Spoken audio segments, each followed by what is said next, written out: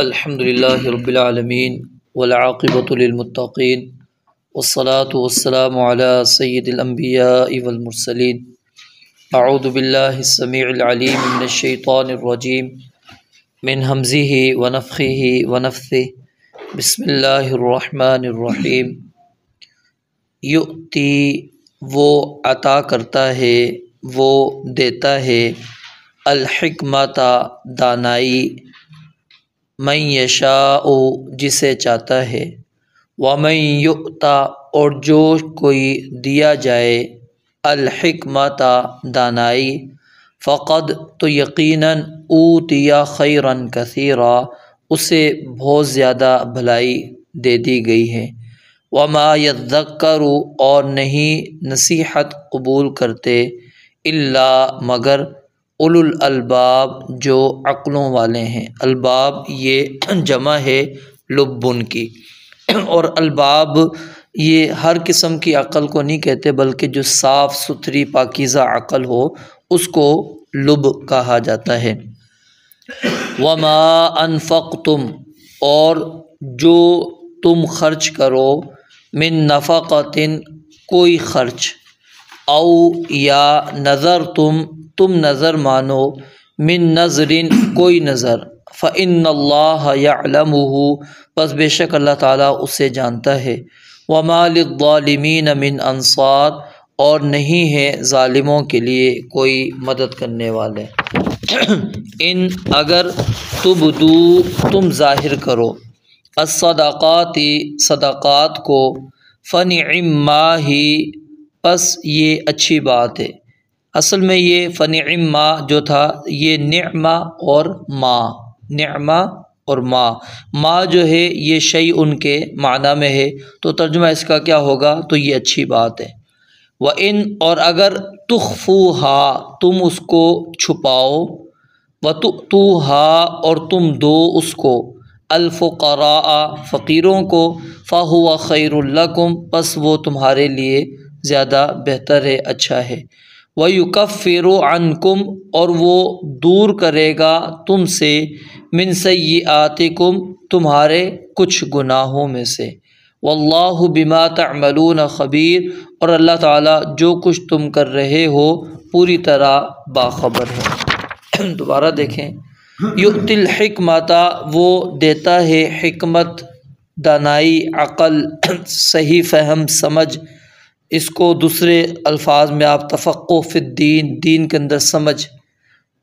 یؤتی الحکمت وہ دیتا ہے حکمت، من یشاء جسے چاہے، ومن یؤت الحکمت اور جو کوئی دیا جائے حکمت، فقد اوتی خیرا کثیرا تو یقیناً وہ بہت زیادہ بھلائی دیا گیا ہے۔ وما یذکر اور نہیں نصیحت حاصل کرتے، نہیں نصیحت قبول کرتے، الا اولو الالباب مگر جو عقلوں والے ہیں۔ وما انفقتم من نفقۃ اور تم جو بھی خرچ کرو کوئی خرچ، او نظرتم من نظر یا تم نظر مانو کوئی بھی نظر کہتے ہیں کہ کوئی چیز انسان اپنے اوپر خود لازم کر لے، اللہ تعالیٰ نے اس کے اوپر لازم نہ کیا ہو، واجب نہ کیا ہو، انسان اپنے اوپر خود لازم کر لیتا ہے۔ فإن اللہ پس بے شک اللہ تعالیٰ یعلمہ اسے جانتا ہے، وما للظالمین من انصار اور ظالموں کے لیے کوئی مدد کرنے والوں میں سے نہیں ہے۔ ان اگر تبدو الصدقات تم ظاہر کرو صدقات کو، فنعما ہی تو یہ اچھی بات ہے، وَإِن تُخْفُوهَا اور اگر تم انہیں چھپاؤ، وَتُؤْتُوهَا الْفُقَرَاءَ اور محتاجوں کو تم دے دو، فَهُوَ خَيْرٌ لَكُمْ تو یہ تمہارے لیے زیادہ بہتر ہے، زیادہ اچھا ہے۔ وَيُكَفِّرُ عَنْكُمْ مِنْ سَيِّئَاتِكُمْ اور وہ مٹا دے گا، دور کر دے گا تم سے تمہارے کچھ گناہ، واللہ بما تعملون خبیر اور اللہ تعالیٰ اس سے جو تم کر رہے ہو پوری طرح باخبر ہے۔ پہلی آیت کے اندر اللہ رب العالمین نے حکمت کا ذکر کیا ہے حکمت کا معنی مفہوم میں نے آپ کو بتا دیا ہے کہ حکمت سے مراد تفقہ فی الدین، دین کا صحیح فہم، دین کی صحیح سمجھ۔ من یرید اللہ بہ خیرا یفقہہ فی الدین، جس بندے سے اللہ تعالیٰ خیر کا ارادہ کرتے ہیں اللہ تعالیٰ اس کو دین کی سمجھ دے دیتے ہیں۔ تو دین میں قرآن بھی آ گیا، حدیث بھی آ گئی، اور اس چیز کی وضاحت نبی مکرم علیہ السلام کی صحیح حدیث کے اندر موجود ہے، بخاری کے اندر حدیث ہے، آپ نے فرمایا لا حسد الا فی اثنتین، دو ایسے لوگ ہیں، ایسی خوبیاں ہیں جن میں رشک کرنا جائز ہے، اس کے علاوہ کسی اور چیز کے اندر رشک نہیں کر سکتے۔ ایک ان میں سے وہ شخص ہے جس کو اللہ تعالیٰ نے مال دیا، فسلطہ علی ہلاکتہ، تو اس نے اس مال کو بالکل اپنا تباہ کر دیا، مطلب کیا ہے کہ خرچ کر دیا سارا اللہ کی راہ کے اندر۔ تو کوئی بندہ اس کو دیکھ کر کہتا ہے کہ کاش میرے پاس بھی مال ہوتا، میں بھی اسی طرح اللہ کی راہ کے اندر خرچ کرتا۔ اور دوسرا شخص آتاہ اللہ علما، اللہ تعالیٰ نے اس کو علم عطا کیا، حکمت عطا کی، اور پھر وہ کیا کرتا ہے فَهُوَ يَقْضِي بِهِ، وہ اس کے ذریعے سے فیصلہ بھی کرتا ہے، لوگوں کو تعلیم بھی دیتا ہے، اس کے اوپر عمل بھی کرتا ہے۔ تو اب اس بندے کو دیکھ کر کوئی بندہ کہتا ہے کاش میں بھی، میرے پاس بھی اللہ تعالیٰ علم دیتے، میرے پاس بھی یہ علم ہوتا، میں بھی لوگوں کو سمجھاتا، میں بھی اسی طرح دین پر عمل کرتا۔ تو یہ دو افراد ہیں جن کے بارے میں نبی علیہ السلام نے فرمایا کہ اس کے اندر انسان اگر رشک کرتا ہے تو یہ رشک جائز ہے، یہ حسد نہیں کہلاتا۔ حسد کے اندر اصل میں ہوتا یہ ہے کہ آپ کسی کے پاس کوئی نعمت دیکھتے ہیں، وہ نعمت آپ اس کے پاس دیکھنا پسند نہیں کرتے، وہ آپ کو حاصل ہو یا نہ ہو وہ بعد کا مسئلہ ہے، آپ اس کے پاس نہیں دیکھنا چاہتے، اس کو کہتے ہیں حسد۔ اور رشک کے اندر کیا ہوتا ہے کہ اس کے پاس بھی وہ نعمت رہے، مجھے بھی اللہ تعالیٰ وہ نعمت دے دے، یعنی اس سے وہ زائل نہیں کرنا چاہتے، آپ ختم نہیں کروانا چاہتے، وہ اس کے پاس رکھنا چاہتے ہیں کہ وہ نعمت اس کے پاس موجود ہو، اس کو کہتے ہیں رشک۔ تو یہ کیا ہے، اسلام نے اس کو جائز قرار دیا۔ تو فرمایا یؤتی الحکمۃ من یشاء، جس کو اللہ تعالیٰ چاہتے ہیں حکمت دے دیتے ہیں۔ اس آیت کو یہاں پر لانے کا جو مقصد ہے، اصل میں اس آیت کا پچھلی آیتوں کے ساتھ تعلق ہے کہ یہ جو ہم نے پیچھے پورا مسئلہ پڑھا کہ انفاق فی سبیل اللہ کا، کہ اللہ کی راہ کے اندر خرچ کرنا ہے، اور پھر وہ چیزیں بھی پڑھ لی کس طرح صدقات ضائع ہو جاتے ہیں، کن کے صدقات کو اللہ قبول کرتا ہے، کن کو نہیں قبول کرتا، یہ ساری تفسیر ہم نے پڑھی۔ تو اللہ کہتے ہیں اس کے اندر جس کو اللہ تعالیٰ چاہتا ہے صحیح فہم، صحیح سمجھ عطا کر دیتے ہیں، اور جس کو اللہ رب العالمین چاہتے ہیں نہیں دیتے فہم، اس کو سمجھ ہی نہیں آتی، وہ اسی پر رہتا ہے کہ نہیں میں جب خرچ کروں تو لوگ مجھے کہیں سخی ہے، میں جب خرچ کروں تو ریاکاری میرے ذہن میں ہو، میں خرچ کروں تو میں پھر اس احسان بھی اس کے اوپر جتلاؤں، جب میں خرچ کرتا ہوں تو میں اس کو ایذا بھی دوں، تکلیف بھی دوں۔ تو یہ کیا ہے، جب حکمت نہیں ہوگی، دانائی نہیں ہوگی، صحیح فہم نہیں ہوگا، پھر انسان یہ سارے کام کرے گا۔ اور جس کو اللہ تعالیٰ حکمت دے دیتے ہیں وہ ان ساری چیزوں سے اپنے آپ کو دور رکھتا ہوا اپنے اس انفاق کو، اس خرچ کو بچا لیتا ہے، محفوظ کر لیتا ہے۔ تو فرمایا وَمَن يُؤْتَ الْحِكْمَةَ فَقَدْ أُوتِيَ خَيْرًا كَثِيرًا، کہ جس بندے کو اللہ تعالیٰ نے حکمت دے دی سمجھ لو اس کو بہت زیادہ خیر مل گیا۔ کیونکہ ہر چیز کی اب اس کو فہم، سمجھ، دین کے اندر صحیح چیز اس کو حاصل ہو رہی۔ یہ بنیادی ہے، یہ اللہ تعالیٰ سے انسان کو طلب کرنا چاہیے، اور خاص طور پہ اس دور کے اندر کہ انسان جب کہتا ہے کہ جی میں پریشان ہوں کیا کروں، وہ بھی کہتا ہے یہ بھی درست ہے، وہ بھی کہتا ہے یہ درست ہے۔ اب اس کے اندر کیا ہے، اللہ رب العالمین سے بندہ اس چیز کو مانگے کہ اللہ تعالیٰ مجھے صحیح فہم، صحیح سمجھ عطا کر۔ اور اسی وجہ سے آپ علماء سے ایک جملہ سنتے ہوئے کہ دین کو آپ نے، قرآن کو، حدیث کو سمجھنا ہے فہم سلف پر۔ سلف سے مراد کون ہوتے ہیں؟ صحابہ۔ جس طرح صحابہ کرام رضوان اللہ علیہ مجمعین نے سمجھا، جو معنی اور مفہوم ان کے ذہنوں میں آیا، جو نبی علیہ السلام نے ان کو سمجھایا تھا، اس طرح ہم نے دین کو سمجھنا ہے۔ اپنی رائے کو، اپنی عقل کو اس کے اندر داخل نہیں کرنا، اپنے فہم کو نہیں داخل کرنا کہ جی میں اپنی طرف سے کوئی معنی وہاں سے نکال لوں۔ اب یہاں پر بھی کچھ لوگ اعتراض کرتے ہیں کہ جی ابھی بھی آپ وہی 1500 سال پیچھے والی ہی فہم کو لے کر چل رہے ہیں، ابھی جدید دور ہو چکا ہے، جدید تقاضے نہیں۔ یاد رکھیے جو اللہ تعالیٰ نے قرآن و حدیث کے اندر چیزیں بیان کی ہیں وہ قیامت تک آنے والا جو دن ہے سب کے اندر کام آنے والی ہے۔ کہیں پر ایسا نہیں ہے کہ وہ آپ کہیں کہ نہیں یہ نبی علیہ السلام کے دور کا حکم تھا، اب نہیں یہ چل سکتا۔ نہیں، وہ قیامت تک کے لیے اللہ رب العالمین نے رکھے، کہیں پر کسی وقت بھی اس حکم کو ہم مفقود نہیں کر سکتے، وہ ختم ہی نہیں ہو سکتا۔ تو اس لیے فہم سلف یہ انتہائی ضروری ہوتا ہے، اور جب بندہ اس فہم کو چھوڑ دیتا ہے تو یقیناً یاد رکھیں وہ بندہ گمراہ ہو جاتا ہے۔ اور جتنے بھی گمراہ آپ کو فرقے ملیں گی، جماعتیں ملیں گی، اس کے اندر آپ دیکھیں گے تو یہی چیزیں فہم نہیں ہے، دلیل اس کے پاس موجود ہوتی ہے قرآن سے یا حدیث سے۔ کوئی بھی اٹھا کر دیکھ لیجیے، اب قبر پہ جو چادریں چڑھاتے ہیں، یہ جو پھولوں والی چادر چڑھاتے تھے، پھول ڈال دیتے ہیں، اب دلیل آپ کے پاس کہاں سے لیں گے؟ صحیح بخاری کی لیں گے۔ نبی علیہ السلام نے جی کیا ہے، وہ لکڑی گاڑی تھی، دو قبر کے پاس سے آپ جب گزرے کہا کہ ان کو عذاب ہو رہا ہے، پھر آپ نے ٹہنی منگائی اور گاڑ دی، دلیل تو موجود ہے ان کے پاس۔ لیکن کیا یہ جو آج میں نے پتیاں اس کے اوپر پھول میں نے ڈال دیے، کیا اس سے وہ دلیل نکلتی ہی نہیں نکلتی؟ اب مسئلہ بنا لیا، اب وہ فہم نہیں لیا جو نبی علیہ الصلوۃ والسلام کا تھا یا صحابہ کرام رضوان اللہ علیہ مجمعین نے وہ فہم سمجھا۔ کیا صحابہ کرام نے ہر میت کے بعد یعنی پھر اس کے بعد جو بھی فوت ہوا اس کی قبر کے اوپر اس طرح ٹہنی لگاتے چلے گئے؟ پھر دو قبر کیوں، آپ تو ساری قبروں پہ لگوا دیتے کہ جی عذاب ہو رہا ہوگا کسی کو لگا دو۔ اور پھر دوسری بات کیا ہے، اس حدیث کو اگر لے بھی لیں، اس کا مطلب ہے میں اپنے باپ کو دفنا کر میں کہتا ہوں اس کو عذاب ہو رہا ہے، ٹہنی میں اس لیے لگا رہا ہوں نا، نبی علیہ السلام نے تو اس لیے لگائی تھی، ان کو عذاب ہو رہا ہے، تو میں خود اپنے آپ سے ایک طرف دعا کر رہا ہوں اللہ اس کو معاف کر دے، دوسری طرف سے میں مہر لگا کر آ رہا ہوں اللہ اس کو عذاب دے رہا ہے، تو عذاب دے۔ تو یہ سمجھنے والی بات ہے کہ ہم نے دین کو اسی انداز کے اندر سمجھنا ہے جس طرح صحابہ نے سمجھا تھا، نہیں سمجھیں گے پھر کیا ہے غلطی۔ اب یعنی اس طرح یہ ایک چھوٹی سی مثال دی، اور بے شمار چیزیں موجود ہیں جو ہمارے معاشرے کے اندر ہیں، اور دلیلیں قرآن سے بھی آپ کو دیں گے، دلیلیں آپ کو حدیثوں سے بھی دیں گے، لیکن وہ دلیل وہاں پر بنتی نہیں ہے۔ آپ نے دلیل ماننی ہے، پھر اسی طرح مانے، پوری مانے، پھر جو اس وقت نبی علیہ السلام نے جو کیا آپ نے عمل کیا، جو ذہن میں تھا پھر آپ بھی اپنی میت کے اوپر یہ ذہن میں رکھیں۔ پھر آپ کیوں مغفرت کی دعائیں کرتے ہیں؟ آپ تو اس کو حوالہ کر کر آ چکے ہیں کہ عذاب کے اندر مبتلا کر ہو رہا ہے۔ تو یہ چیزیں جو ہے نا سمجھنے کے لائق ہوتی ہیں، اس لیے فہم سلف علماء کہتے ہیں ضروری ہے، انتہائی ضروری ہے، اس کے بغیر دین کو نہیں سمجھ سکتے آپ۔ ابھی نام میرے ذہن سے نکل گیا، غالباً جہم بن نہیں، اس کا سیدنا عمر رضی اللہ تعالیٰ عنہ کے دور کے اندر ایک شخص تھا، بڑا قاری تھا، اور سیدنا عمر رضی اللہ تعالیٰ عنہ نے اس کے بارے میں یہ حکم بھی جاری کیا تھا کہ اس کے لیے آپ محل بنائیں، اور اس نے اپنے آپ کو دین کے لیے وقف کر رکھا تھا، قاری قرآن تھا، لوگوں کو قرآن سکھاتا تھا۔ آپ نے کہا اس کے لیے محل بناؤ تاکہ لوگ اس کے پاس دین آ کے سیکھیں۔ اب وہ گمراہ ہوا قرآن پر، سیدنا علی رضی اللہ تعالیٰ عنہ پر سب سے پہلے کفر کا فتویٰ لگانے والا وہی، کیا کہا؟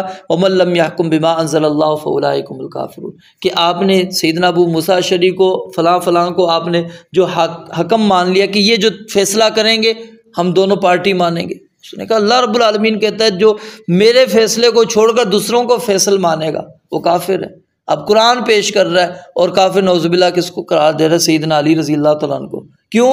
کہ جی آپ نے اللہ کے فیصلے کو چھوڑ کر آپ نے اس کو کیسے حاکم مان لیا؟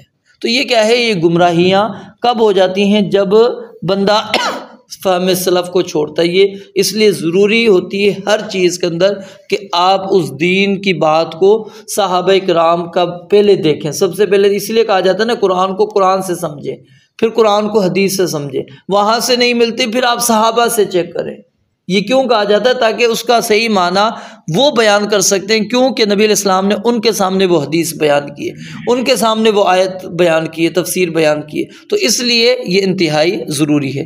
پھر آگے اللہ رب العالمین فرماتے ہیں وَمَا يَذَّكَّرُ إِلَّا أُولُو الْأَلْبَابِ، جن کو اللہ تعالیٰ نے صحیح عقل عطا کی ہوتی ہے، پاکیزہ عقل، صاف ستھری عقل عطا کی ہے، وہی بندہ نصیحت حاصل کرتا ہے، وگرنہ نصیحت انسان حاصل ہی نہیں کرتا۔ پھر اگلی آیت کے اندر اللہ تعالیٰ نے فرمایا کہ جو بھی تم خرچ کرتے ہو، یعنی اب یہ معمولی ہے یا زیادہ ہے، کسی بھی قسم کا تمہارا خرچ ہے یا کوئی تم نے نظر مانی، نظر میں نے آپ کو بتلا دیا کہ انسان اپنے اوپر کوئی چیز لازم کر دیتا ہے، اللہ تعالیٰ نے اس کے اوپر لازم نہیں کی ہوتی تھی۔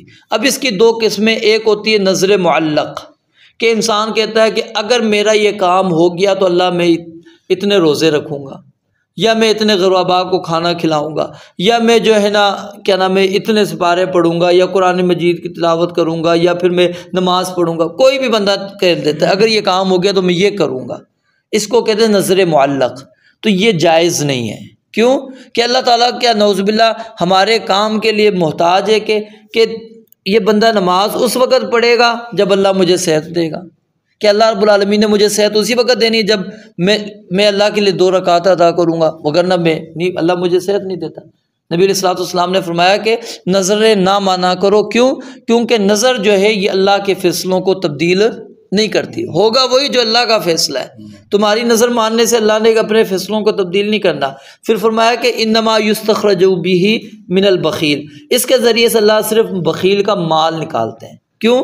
اس نے نیت کر لی ہوتی ہے، نظر مان لی ہوتی ہے، اللہ نے مجھے اگر شفا دے دی، میں جی غرباء کو کھانا کھلاؤں گا، اللہ شفا دے دیتے ہیں، تقدیر کا حکم آیا ہوتا ہے۔ پہلے جب تک وہ نہیں مانتا اس وقت تک حکم نہیں تھا، بعد میں اللہ کا جب حکم ہوا پھر اللہ نے اس کو شفا دے دی۔ اب ظاہر اب بندہ کہتا ہے یار میں نے تو آج دعا مانگی، شام کو میں ٹھیک ہو گیا، اب تو مجھے کھلانا پڑے گا۔ اب اللہ فرماتے ہیں اس کے ذریعے سے بخیل بندے کا مال نکل رہا ہوتا ہے۔ تو یہ نظر معلق ماننا درست نہیں ہے، اس سے اجتناب کرنا چاہیے۔ اور دوسری قسم ہوتی ہے نظر کی کہ جو انسان عام نظر مانتا ہے، عام نظر انسان مانتا ہے، تو وہ عام نظر جو ہے جس کو نظر مطلق کہتے ہیں، تو یہ جائز ہے۔ یعنی مطلق طور پر انسان کہہ دیتا ہے کہ میں یہ کروں گا، میں یہ کروں گا، میں وہ کروں گا۔ اب اس نے معلق نہیں کیا کہ اللہ نے اگر میرے ساتھ یہ کیا تو میں کروں گا۔ وہ کہتا ہے جی میں رات کو 2 رکعت نفل ادا کروں گا، قیام اللیل کروں گا، میں کل جی سپارے 2 پڑھوں گا، میں نے غرباء کو کھانا کھلانا۔ یہ نیت انسان کر رہا ہے، یہ مان رہا ہے، اپنے اوپر لازم کر رہا ہے نا۔ اللہ نے تو نہیں کہا نا کہ آپ نے کل ہی یہ کام کرنا ہے، اب یہ میں اپنے اوپر لازم کر رہا ہوں۔ تو یہ نظر مطلق ہے، یہ جائز ہے، اس کے اندر کوئی حرج نہیں۔ کیونکہ اس کے اندر آپ کسی کام کے ساتھ اس کو نہیں جوڑ رہے، اور اس طرح کی جو نظر ہوتی ہے اس کو پورا کرنا ضروری ہوتا ہے، اور اگر بندہ نہیں کرتا تو پھر اس کا کفارہ دینا ہوگا جو قسم کا کفارہ ہے۔ اور جو معصیت نافرمانی والی نظر انسان نے مانی کہ مجھے ہوگا تو میں غیر اللہ کے نام کی اگر نظر مان لی تھی کہ جی ادھر جا کے میں چڑھاوا چڑھاؤں گا، یہ غلط ہے۔ اس نظر کو پورا نہیں کیا جائے گا، یہ نظر پورا نہیں کی جائے گی، بلکہ اس کی جگہ پر وہ کیا دے گا؟ کفارہ دے گا۔ نبی علیہ الصلوۃ والسلام اگر کبھی اس طرح کا معاملہ ہو جاتا، نظر مان لیتے اور آپ کو پتہ لگتا، وہ بلکہ قسم کا ہے، نظر کے بارے میں نہیں، آپ کا قسم کے بارے میں اگر قسم کھا لیتے اور پھر آپ کو پتہ لگتا ہے کہ یہ بات درست نہیں، تو پھر آپ اس قسم کو توڑ دیتے تھے، اپنا کفارہ دیتے تھے۔ تو یہ قسم اور یہ نظر، اس کے احکامات دونوں کے ایک ہی ہیں، کفارہ بھی دونوں کا ایک ہی ہے۔ پھر آگے اللہ رب العالمین نے فرمایا فَإِنَّ اللَّهَ يَعْلَمُ، اللہ تعالیٰ کو علم ہے جو بھی تم نے خرچ کیا یا جو بھی تم نے نظر مانی، اللہ تعالیٰ سے کوئی چیز بھی تمہاری اوجھل نہیں ہے۔ وَمَا لِلظَّالِمِينَ مِنْ أَنصَارٍ، اب ظالم کس کو کہا ہے یہاں پر اللہ نے؟ جو اپنی نظر کو پورا نہیں کر رہا، نظر تو مان لی تھی، جب کام ہو گیا اب وہ کر رہا ہی نہیں ہے، تو اللہ رب العالمین فرماتے ہیں یہ بندہ ظالم ہے، کیونکہ اس نے اپنی اس چیز کو مکمل اب نہیں کیا۔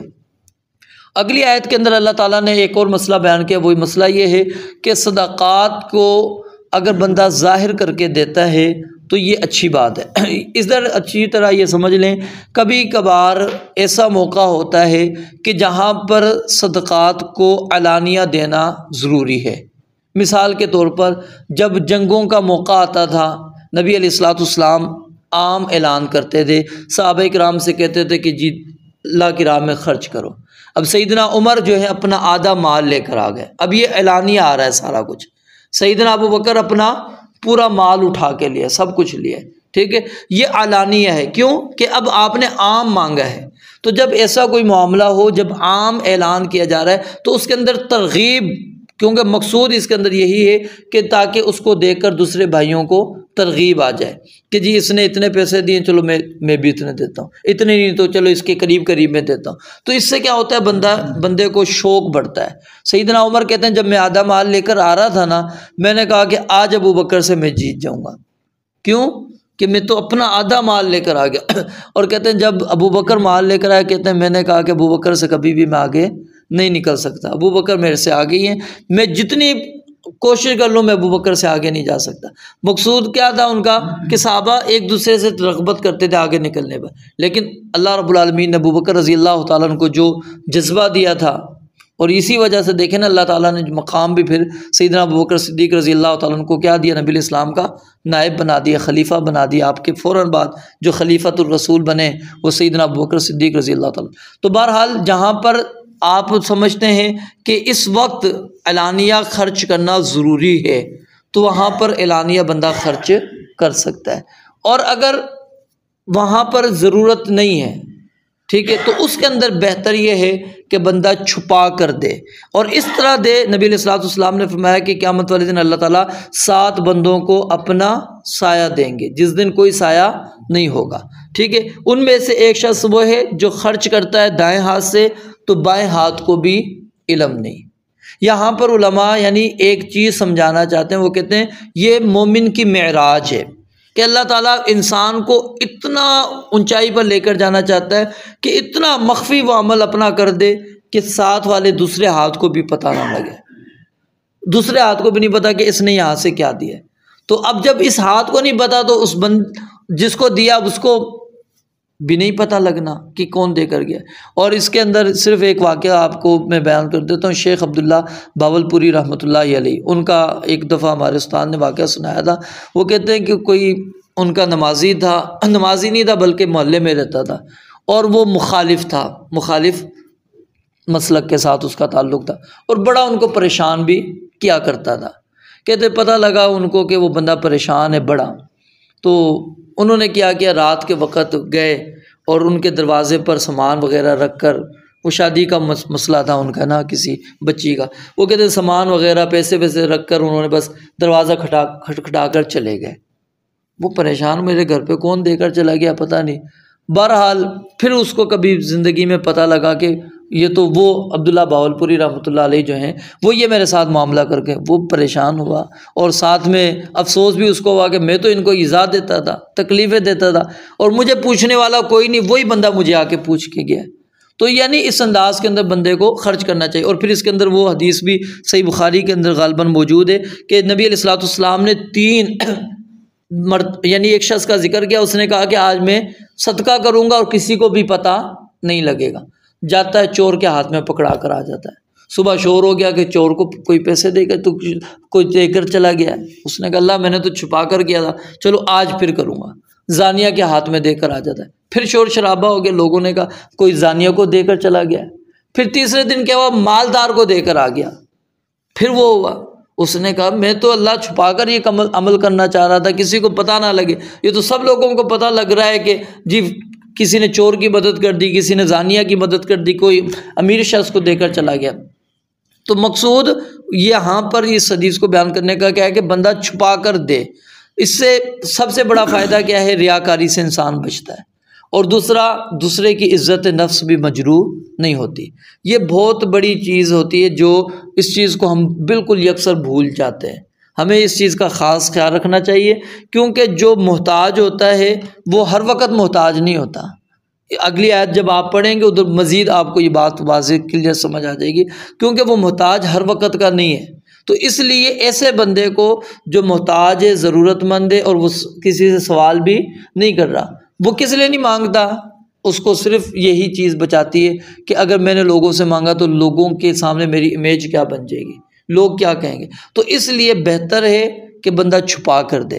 تو اعلانیہ صرف اس صورت کے اندر ہے جب اعلانیہ آپ سمجھتے ہیں دینا ضروری ہو چکا ہے۔